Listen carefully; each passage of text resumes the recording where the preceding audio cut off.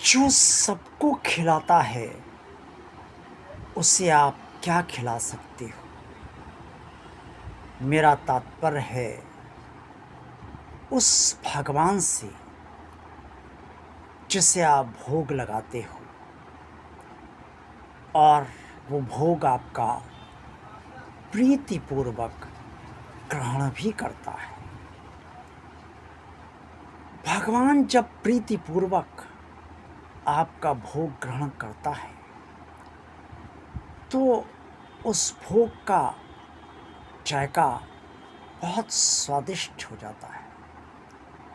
चाहे वो पेड़ा हो, लड्डू हो, बर्फी हो, खीर हो या मिश्री या मक्खन हो। भक्त जब भी ये सोचकर भगवान को भोग लगाता है कि आज तो मुझे अपने भगवान को ये खिलाना ही है, तो भगवान ये सोचकर बहुत प्रसन्न होता है कि भक्त की भावना मुझे खिलाने की है, वो भी प्रेम पूर्वक।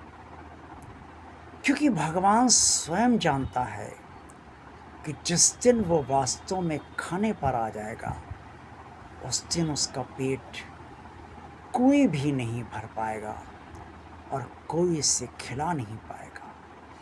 संसाधन हमारे खत्म हो जाएंगे, लेकिन भगवान को हम खिला नहीं पाएंगे।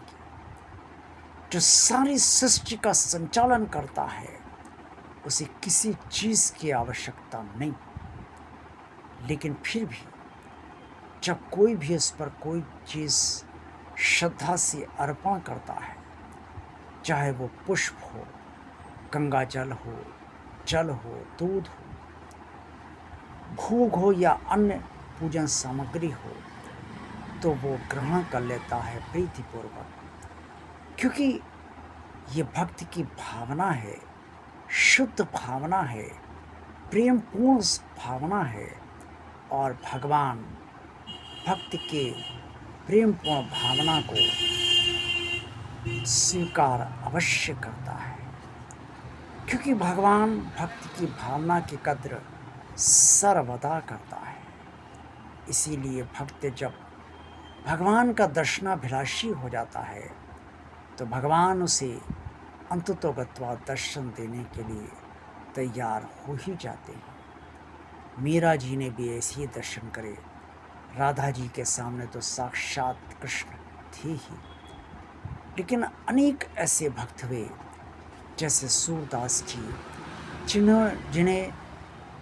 जिनकी आंखें नहीं थीं, फिर भी उन्हें भगवान कृष्ण ने दिव्य दृष्टि प्रदान करके दर्शन दिए। तो भावना ही महत्वपूर्ण है, और जैसी हमारी भावना होगी, उसके अनुसार ही हम भगवान से जुड़ पाते हैं।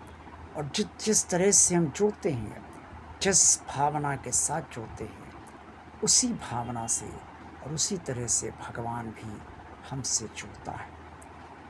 कभी ये नहीं सोचना चाहिए कि हम भगवान के बहुत बड़े भक्त हो गए हैं, क्योंकि जिस दिन हम ये सोच लेंगे, उस दिन हमारे भक्ति का स्तर कम होने लगेगा। हमें सदा ये समझना चाहिए कि आज जो भी हम भक्ति जिस तरह से भी कर पा रहे हैं, चाहे मंत्र जाप से, चाहे नाम जप से, या चाहे ध्यान से, या भजन आरती या कीर्तन करके, वो अपने ही भगवान की कृपा से ही और उसकी इच्छा से ही कर पा रहे हैं। जिस व्यक्ति से भगवान अपनी भक्ति कराना नहीं चाहता है, उसके विचार, उसकी भावना, उसकी प्रवृत्ति भक्ति में कभी नहीं लग पाते।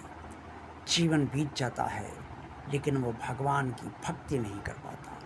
नमन करता भी है तो सिर्फ सम्मानवश, सिर्फ सर नीचे करके, सर झुका के, लेकिन ये भक्ति नहीं होती। लेकिन जो भगवान की भक्ति हृदय से करना चाहते हैं और भगवान से जुड़ना चाहते हैं, भगवान से सब कुछ कहना चाहते हैं, अपनी पीड़ा कहते हैं, उन्हें अपना मान कर भगवान उनकी पीड़ा बहुत ही प्रसन्नता के साथ और प्रीतिपूर्वक सुनता है, ये सोचकर कि ये भक्त मुझे अपना मानता है, तभी तो मुझसे अपनी सारी बातें कह रहा है। इसलिए भगवान से अपनी पीड़ा भगवान को अपना मान कर कहिए और ये सोच कर कहिए, ये तो मेरा भगवान है, ये तो मेरी अवश्य सुनेगा।